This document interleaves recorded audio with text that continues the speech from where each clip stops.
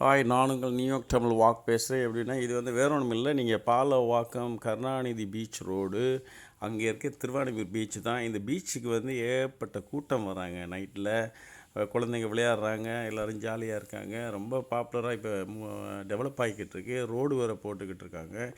இந்த சமயத்தில் இந்த பீச்சில் சில விஷயங்களை பாருங்கள். இந்த பீச் வந்து தூய்மை இல்லாமல் இருக்குது.